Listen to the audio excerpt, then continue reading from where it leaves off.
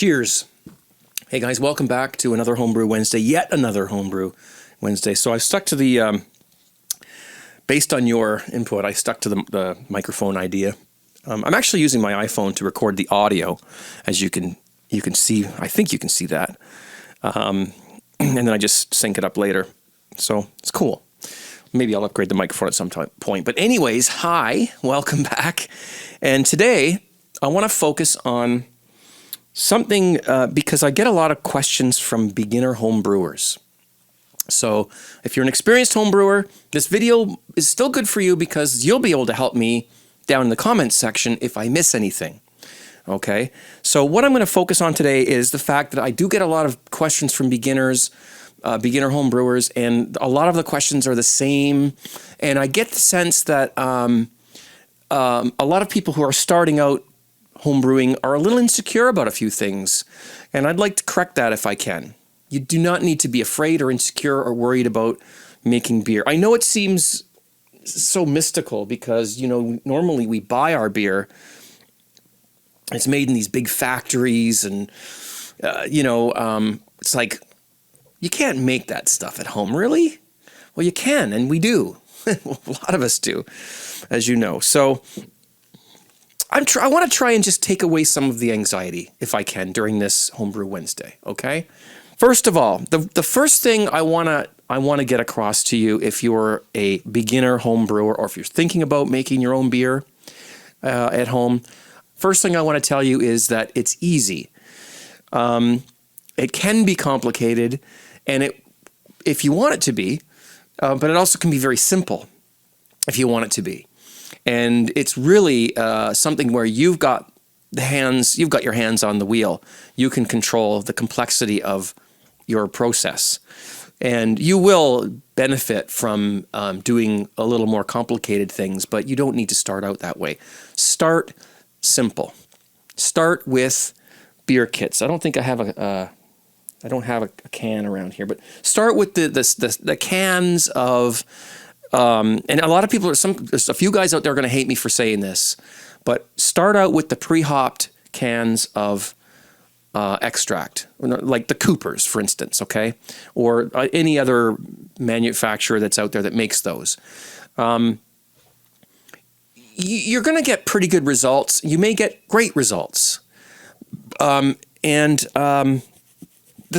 reason I want you to start out like that is because there are a few things you got to get under your belt, and you got to do well at these few things before you can be successful at moving on and making more complicated beer. So start simple, make the beer kits, follow the instructions on the can. There's another area where some people are going to hate me for that. The thing I want you to be able to do is make beer in your home, in your kitchen or wherever, and realize that you can make beer, and it comes out and it works, and you've got beer in your hand that you made yourself.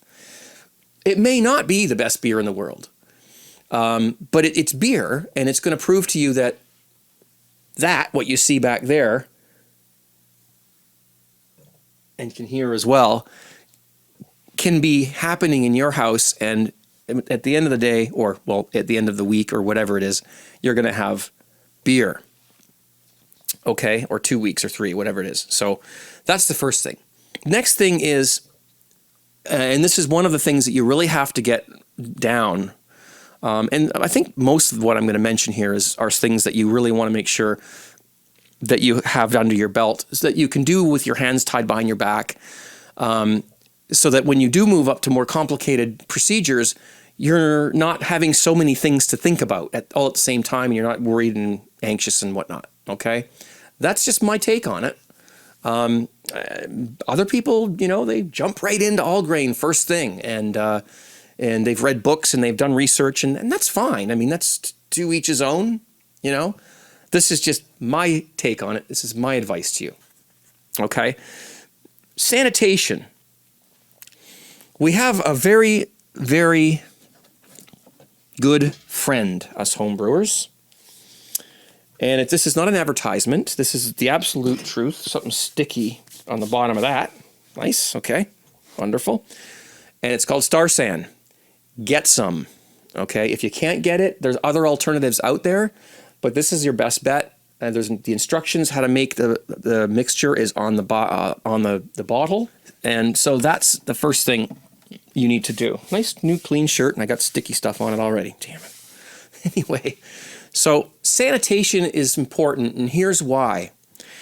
When you're making beer or wine or whatever kind of alcoholic beverage you're doing, when you add your yeast to the mixture, which is what you're going to be doing, is having a mixture of something sweet, and you're going to be adding yeast to it to ferment it. You're basically infecting it. You're infecting it with an organism that we refer to as yeast, and it's made for fermenting these kinds of beverages and turning them into alcohol. There are millions or billions of different strains of yeast, and a lot of them are floating around me right now. And you. They're all over the place. They're in the air. They're on surfaces. They're on you. And these particular yeasts, for the most part, you do not want them in your beer. And so by sanitizing your equipment and your workspace, you will not eliminate, but minimize the presence of these other yeasts, so that when you add the one that you're going to be adding, that's the one that's going to dominate and take over and do the work, okay? If the other ones get in there and start doing the work, you're going to have problems, okay? So sanitation is important. Maybe one of these days I'll do a video on Star San. It's a pretty simple thing to use, but if you want me to do that, post it down below. I will. That's a pretty hoppy beer, that one. That's an IPA I just made. Nice one. The next thing that I want you to think about is kind of two things that are sort of related. You need a hydrometer, okay? Do I have one here? Okay. I do have a video on how to use one of these.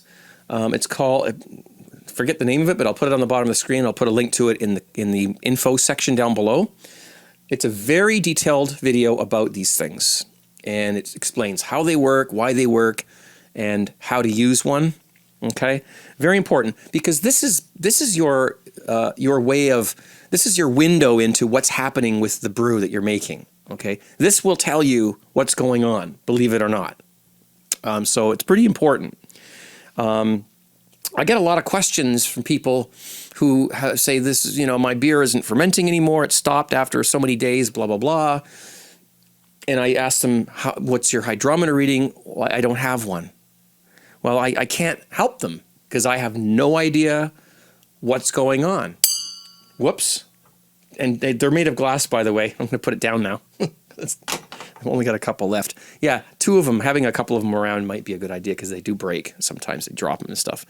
If you don't have a hydrometer, you don't know what's going on. And I don't usually use one because I've been brewing for eons. And I can pretty much tell what's going on, but I do have them and I do use them from time to time to diagnose problems I might be having. So check out that video of mine when you get a chance. It's about 30 minutes long, so be prepared for a detailed thing. And related to that, you might say, well, yeah, but I got my airlock. My airlock is bubbling away. I know everything is good. Well, I've had people ask me, well, my airlock stopped after a few days. I don't know what's wrong. I have a video called Airlocks 101 that talks all about that situation. And I do mention in the video that you should have a hydrometer. Your airlock isn't really, it shouldn't be your sole indicator of what's going on with your beer, okay? Because sometimes they fail. Sometimes there's a small leak or crack or opening in your fermenter somewhere, maybe where the lid is, or in the airlock itself. And so if there's another way for the gases to escape than in your airlock, then your airlock's not going to work the way it should. And that wouldn't be a problem. if that was the case. It's just that you're going to wonder what's going on because you don't see any airlock activity. Your airlock's like not moving at all. And you're like, what's wrong? Well, the Airlocks 101 video does discuss that whole topic. Okay, so do watch that if you're a beginner. And again, I'll put a link down below. Or at the end of this video as well. So, you know, what you have to realize is that some people actually don't use an airlock. I've got a fermenter down here that's a Cooper's brand fermenter, and it doesn't have an airlock. It just, the lid just fits on sort of loosely. It's, you know, it's not sealed, and gases are able to escape just out of the, you know, out of the sides of the lid where it's sitting on the fermenter there. So some people ferment their beer with just a plastic, like a saran wrap covering the fermenter, and they don't have any airlocks at all either. And so of course, then you just have to know what to look for. And you can see what I've got there is a ring of what we call Krausen. And that's normal because I've had people email me or you know, send me messages saying, please help, you know, I've opened my fermenter and there's this ring around the, you know, gook around the inside, and I don't know what to do because they've never brewed before and they're wondering what the hell that is. Well, it's normal, you know, completely normal. Again, the Airlocks 101 video does discuss all this and things to look for when you're making beer. If you don't have an airlock or your airlock's not working, that you other things you can look for to check to see if your beer is fermenting, like the massive layer of foam that's on top there, and of course the Krausen ring. That's your first indication that everything's fine.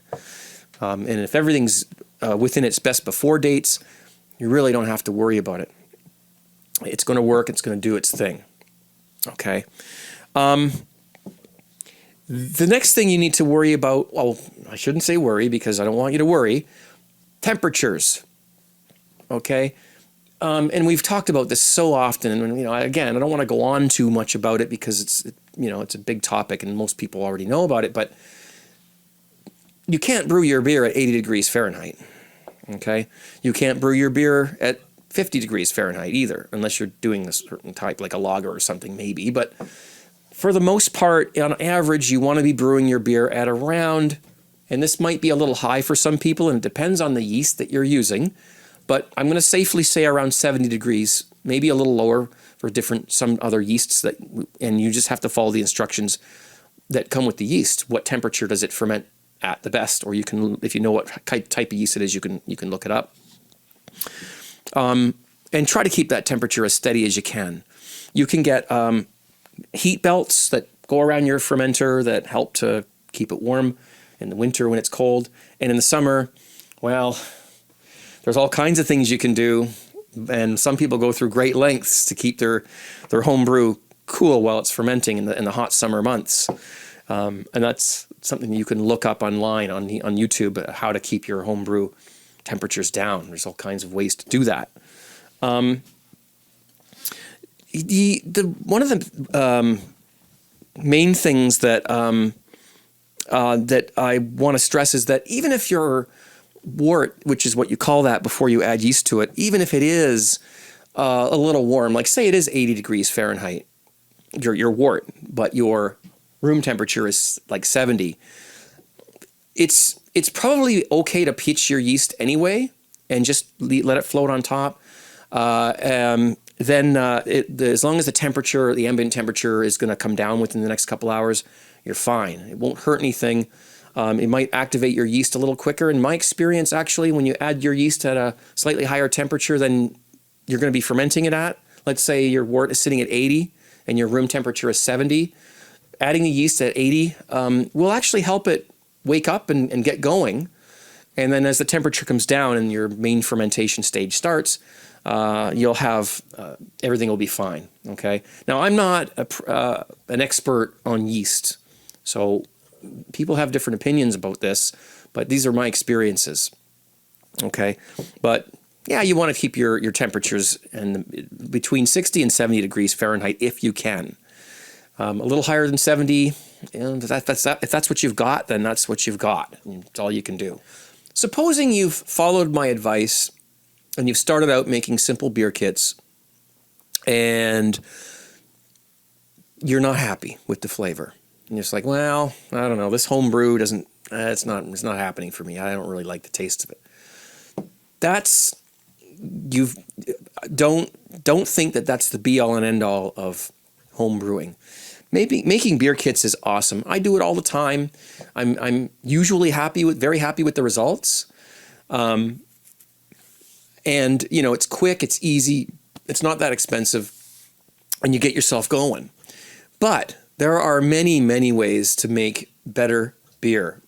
Of course, we've talked about the different methods, the beer kits, the partial extract, mini mash, all grain, and all the combinations of those in between that you can eventually do.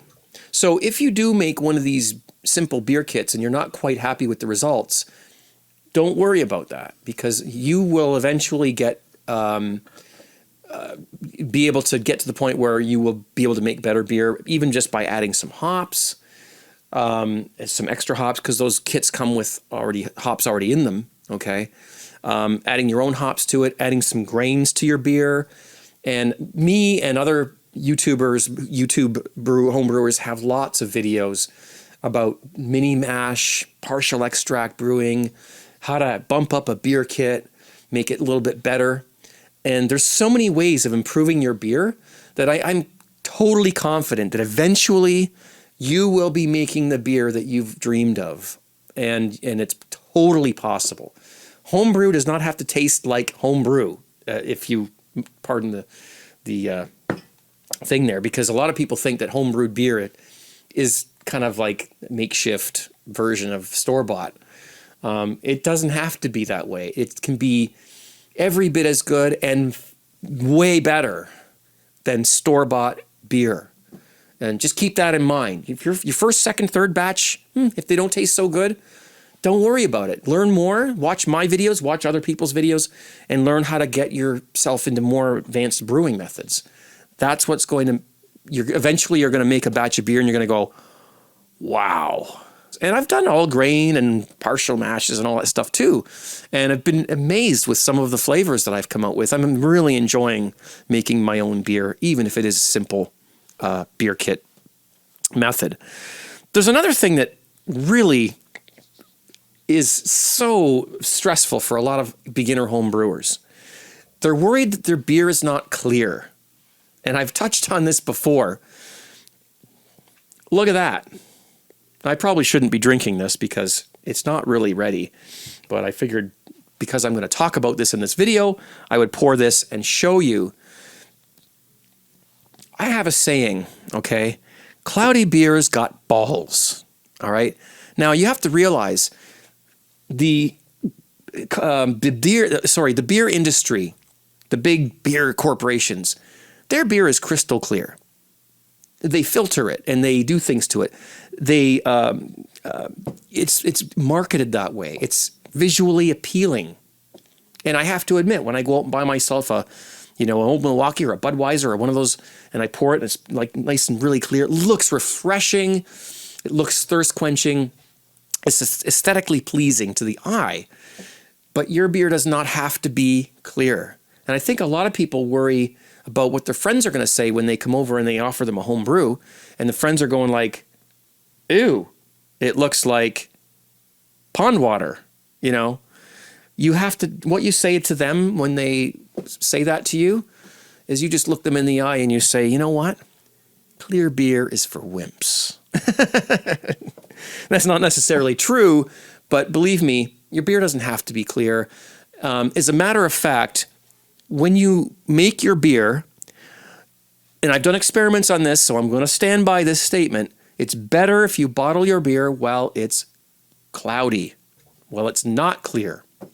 Because when it's clear, that means the yeast has fallen out of solution and you won't get carbonation, or it'll take a long time to get carbonation in the bottle if there's no yeast in your beer, or little yeast in your beer. If there's no yeast in there, it won't carbonate at all. But there's always a small amount in your beer.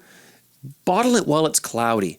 Now, see, there's guys that do, secondary home brew. They do the primary, which is what you're seeing there. Then after it's finished, they'll take it into a carboy, a glass thing, or a plastic one like this, okay? And they'll leave it for a month. and it gets really clear, and then they bottle it. But then it's going to take 2 months to carbonate. And I have done experiments on this.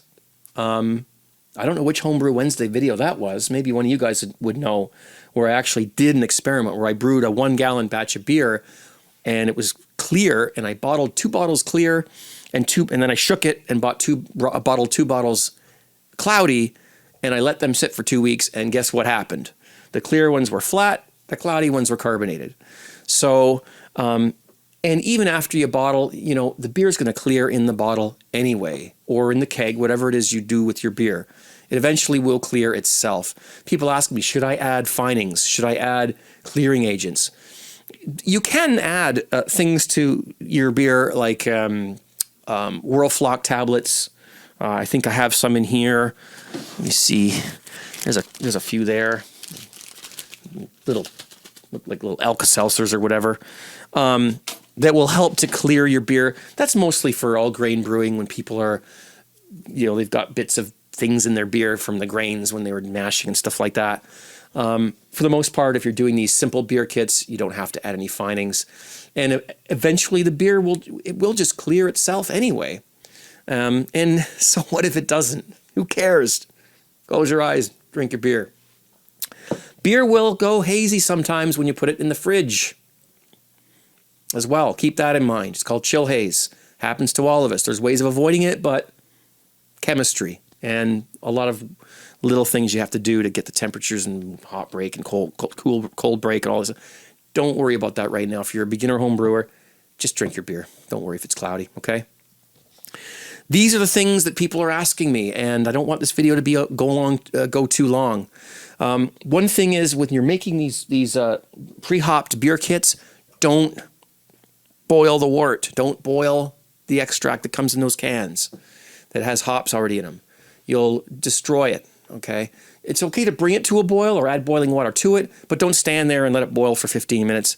That's not a good idea. They're not made for that. They've already been boiled, and you're going to lose your hops flavor and aroma, and you might even darken or caramelize the extract, and you don't want to do that, okay? So just, you know, don't boil them. That's all I can say. A lot of people say don't follow the instructions that come with the beer kits and the canned beer kits, the, you know, extra ones that are pre-hopped. And I don't follow the instructions to those. But if you're beginning home brewing, the best thing for you to do to get the most reliable output is to follow those instructions. You won't get the best beer in the world, but you will get a reliable method. Is what they're trying to do, is make sure that everybody can make this beer. If you follow the directions on the box, quote unquote, you'll get a result that's consistent and it's going to work. Once you start deviating from those instructions, then you start taking things into your own hands. And if you know what you're doing, that's fine. But if you really don't know what you're doing and you're scared and nervous and everything, then you're best just follow those instructions. The manufacturers know what they're doing when they put those instructions on there. They know that you can't mess it up if you do it that way, okay? I will have people disagree with me on this, and that's okay. Again, that's what the comments are for down below. I don't mind constructive criticism at all, and that's fine. The last thing I want you to do is, well, no, second to last thing, make sure your ingredients are fresh. Don't brew ingredients that have been sitting around in hot temperatures or mistreated that way, or have been sitting around for a long time and they're, you know, past their due dates and whatnot. Don't do that, because you may get poor results, and that's going to be discouraging. And a lot of people who start out home brewing quit because they can't get it to taste right. Well, guess what? Their homebrew supply shop doesn't know how to store the damn ingredients properly to keep them fresh. And so you're bringing home stuff that's been tainted or, you know, mistreated temperature-wise. And that's the number one reason why you can't get good results from these simple brewing methods, is not using, well, any brewing method is not using fresh ingredients, including the yeast. It has to be not very old, because it dies over time, and then you you add it and only half of it works, and then it's stressed out because it doesn't have its whole complement that it's supposed to have, and then it gives off weird flavors. Yeast is a very temperamental thing, and if not treated properly, it can. I mean, everything in your beer hinges on that yeast. Everything, the flavor, the alcohol content, everything really hinges on that yeast. So even when you do bring your beer kits home, if you're not going to brew them right away, take the yeast out, put it in your fridge, and keep it fresh as best you can.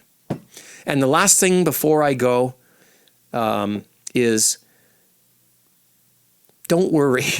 Don't worry about it. This is not a hard thing to do. We all do it. We do it when we're drunk. We do it when we're sober. We do it sometimes when we're in a hurry. Don't worry. Relax. Have a home brew. That's what we always say. Of course, if it's your first batch, you can't have a home brew while you're brewing your beer. But still, just have fun with it. And I hope this video was helpful to some people. I know it's been said over and over again, all these things, but the messages I get, this was necessary for me to cover this. That way, when somebody asks me questions, I can tell them, hey, go watch Homebrew Wednesday number, whatever this is. And, they'll get themselves calmed down a little bit. Okay? It's not hard. It's easy to do. And